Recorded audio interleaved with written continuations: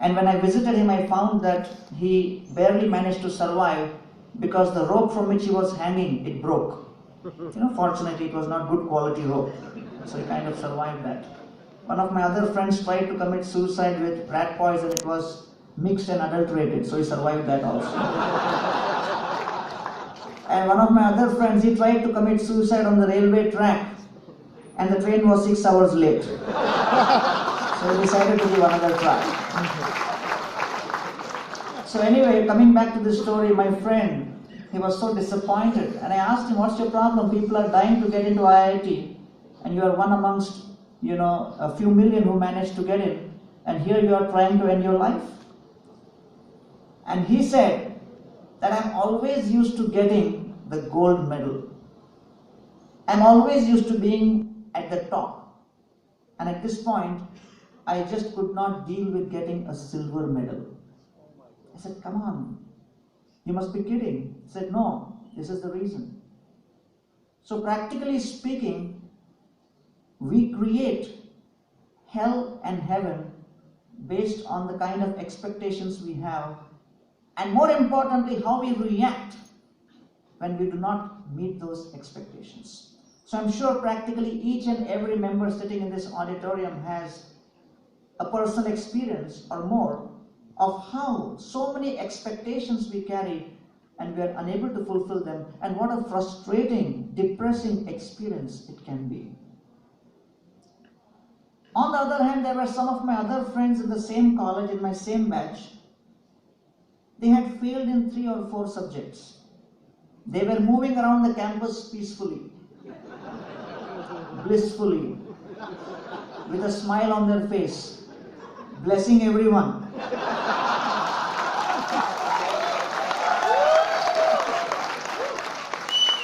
Karmanyavadikaraste ma phaleshu. Just keep working, don't worry. And I asked them, what's your problem? This guy is trying to end his life because he couldn't get a gold medal, and you guys, you have failed in so many subjects, and you're moving around peacefully. Are you not ashamed? They said, our philosophy is simple. College mein ghusna apna kaam hai, nikalna college ka kaam hai.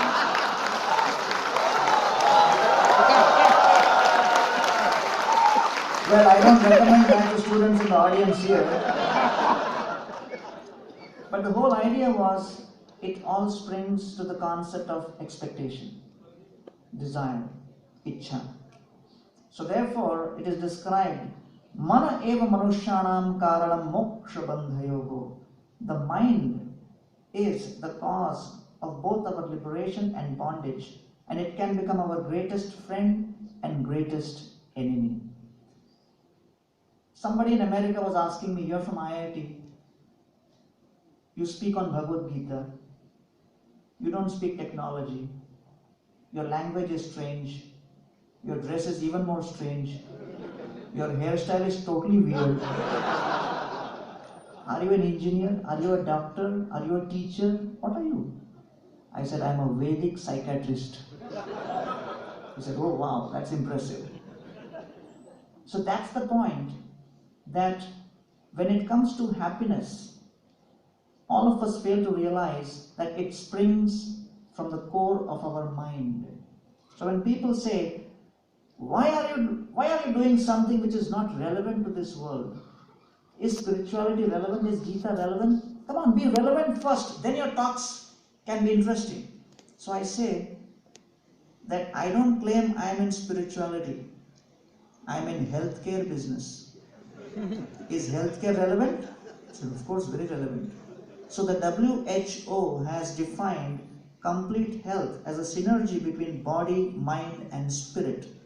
And therefore the Bhagavad Gita, it takes a look at how we can actually control our mind and understand to keep the mind disease-free. Therefore, coming back to the definition of happiness, a disease-free body is called healthy, and a disease-free mind is called happy. That's it.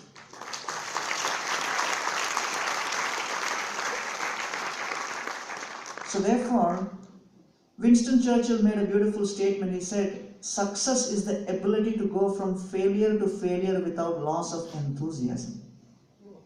Easier said than done. Therefore, we find that when we have an ocean of expectations and it becomes practically impossible to fulfill them, why? Because things are not within our control. So, coming back to the Gita, the very hint on this is given in the 3rd chapter, where Krishna says, Prakrite kriyamanani gunahi karmani sarvasha ahankara vimudhatma kartaham iti manyate. It's a very simple statement but very profound, that all of us get trapped because of the influence of the ego, where I think I'm the controller, I think I'm the enjoyer, I think I can get what I want, when I want, the way I want, but it never happens that way. And this is the seed of frustration. I was on a program to IIT Kharagpur. I was traveling with 2 friends from America. We landed at Calcutta airport and then we were told that it is Bengal Bandh. And you know, Bengal Bandh means nothing moves. So when we came out of the airport, there were devotees waiting for us with garlands. They welcomed us. So I said, so today is Bengal Bandh, so program must be cancelled.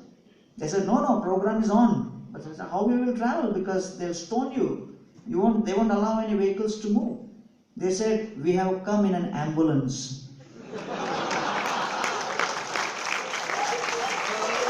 We are going to take you in an ambulance to Kharagpur.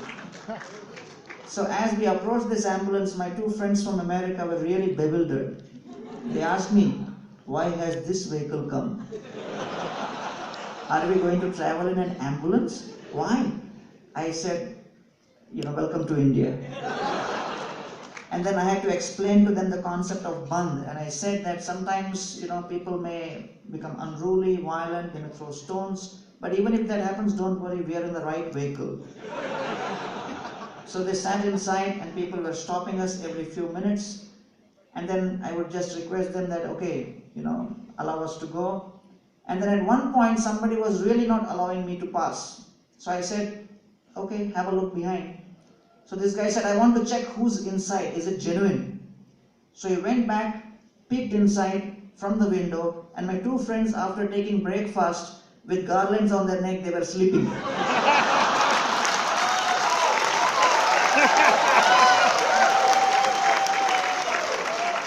So this guy said, "Inki atma ko shanti mile." Good.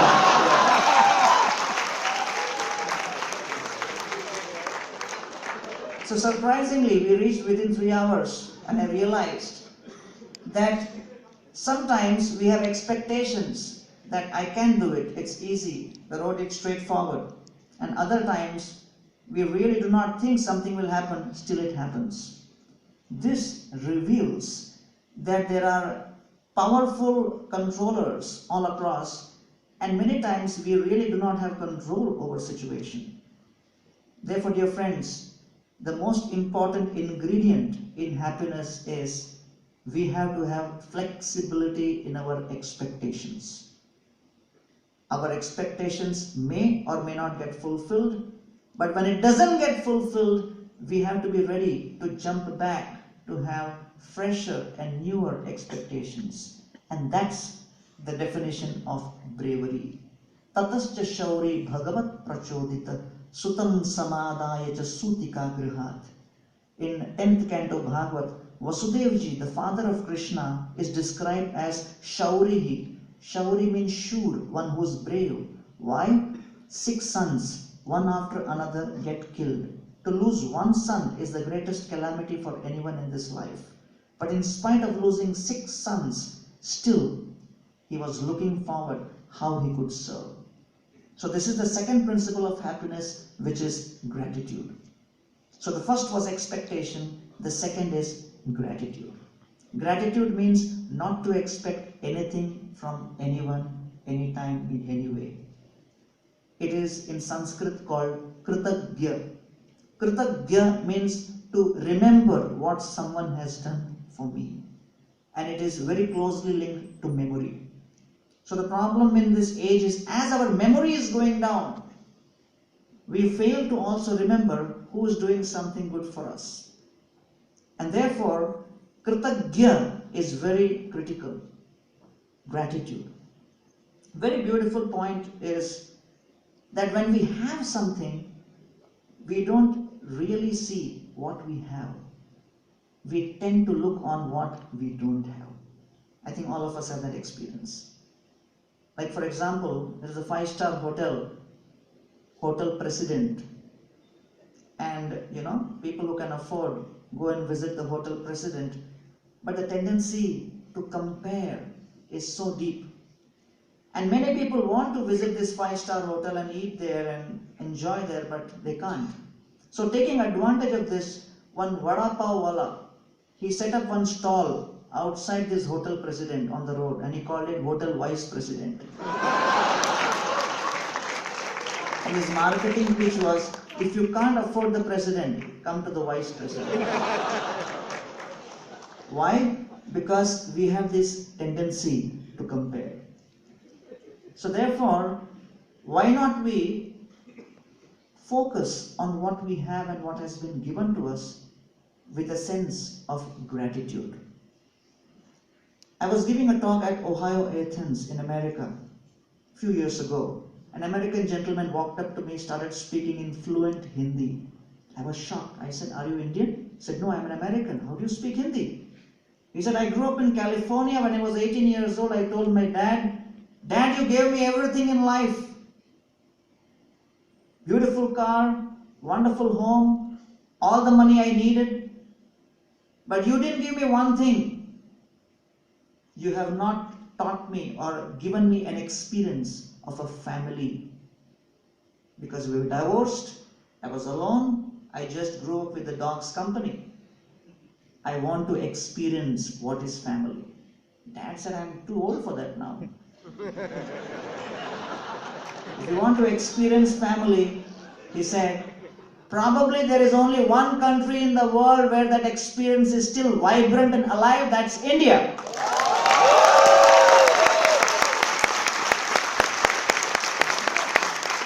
And this gentleman, he flew in to Varanasi, Banaras. He visited one family and requested them, "Allow me to stay with you for 2 years and experience what it feels to be with brothers and sisters and to sit on a dining table with all family members and experience the warmth and the love and the affection and the feelings. If you just allow me to do that, I'll pay you 1 lakh every month." This family said, "Stay forever." Why only 2 years? And they also said, "If you have other friends who want to experience, please bring them."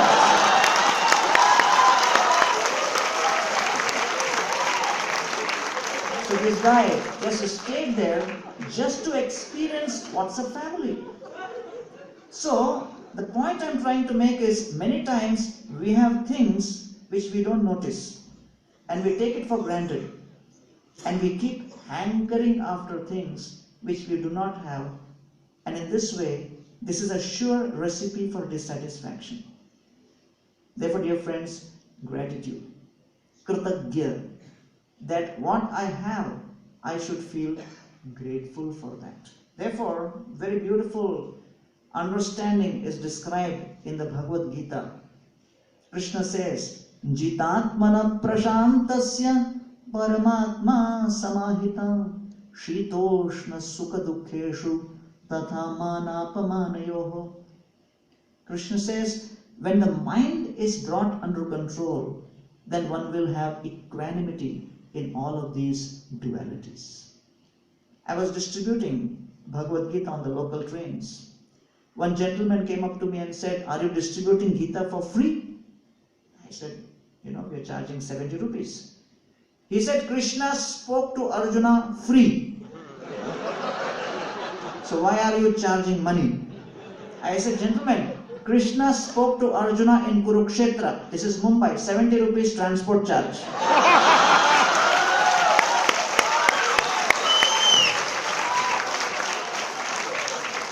So many times, people do not realize the great wealth of spiritual wisdom which they have right in their backyard.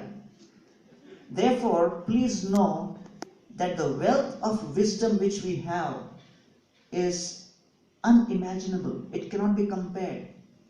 And I'm just standing here as a tiny, humble representative of millions and millions of ancient saints and sages who have researched on all of these subjects and come up with such powerful conclusions which can really transform our experience in life.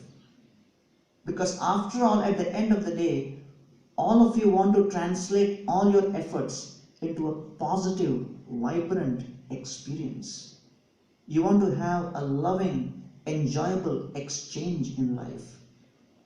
Therefore, the second principle of gratitude is so important. Am I feeling grateful for all that which has happened for me? Do I remember those who have made sacrifices in their lives to make me what I am, the way I am? If I'm able to remember that, recognize that, and offer a prayer for that, there will be no way I will ever feel dissatisfied. And the third principle, apart from expectation and gratitude, is optimism. As it is said, misery is compulsory, but suffering is optional. Because when something happens in our life, we don't have control, but how we respond to it, how we react to it, is within our control. Therefore, the mind is like a blank check. It depends on how you deal with that blank check.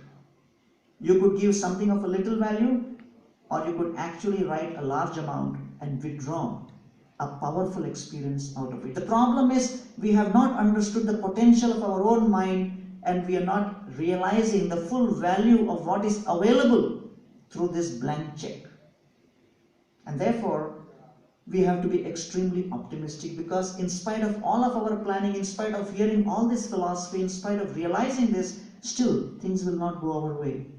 Therefore, we require tolerance and require a positive, optimistic outlook. In our temple, we distribute food for thousands of people, and people stand in a line. They are in anxiety. Will we get the food or not? Will we get prasadam or not? Will we get over? But more anxiety is for those who are serving. Because when they are serving, they look at the line and they realize after the line is finished, then we have to eat. So when they start distributing, they distribute smaller amounts. They give smaller portions out of anxiety because they are thinking about themselves. So what do? I make a separate plate for them way back in advance and keep right next to them. They can always glance, my plate is here.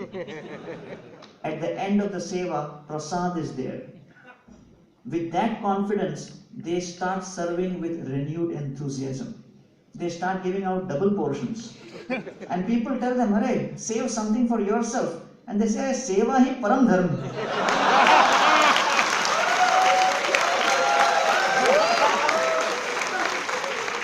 So from where that confidence comes? That confidence, that power comes from the fact that they know what is in store for them when they do the things right.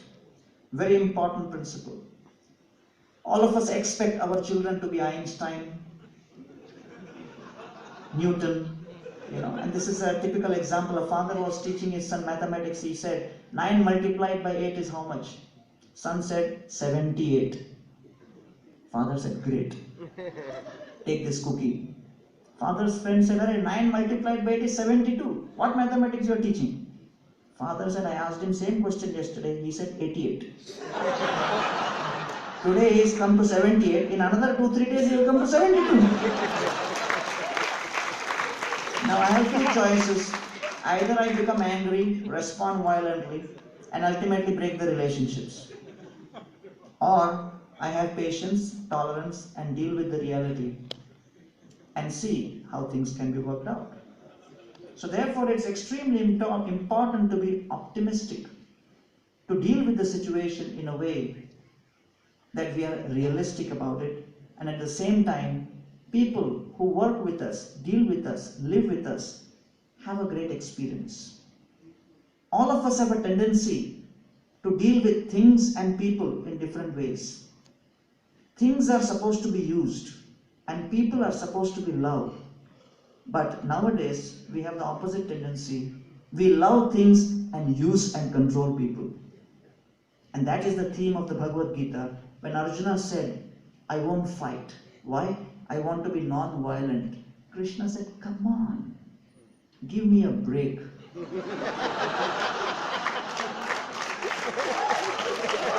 Krishna said, as long as there is a relationship you have, you are violent. Why? Because you put a facade of some kind of affection and love to bring the person close in, and once the person comes under the control, then we try to control them. So therefore, is the relationship for the sake of serving or the relationship for the sake of controlling and abusing for one's own personal selfish interests? That is something to be questioned. And therefore, we should realize that with this understanding of expectation, gratitude, and optimism, EGO, it becomes ego. And the greatest stumbling block in our quest for happiness is this ego. And if we control our expectations, experience a sense of gratitude, and remain optimistic in our attitude, then at this point we'll realize that our work need not be for any applause, but it should be for a cause. We need not work to impress, but we can express ourselves. And we don't have to make our presence felt, but if we work properly, when we are not there, people will feel our absence. So therefore, dear friends, these are some thoughts on how we can search the path of happiness in our life and experience it in our own lives. Thank you very much.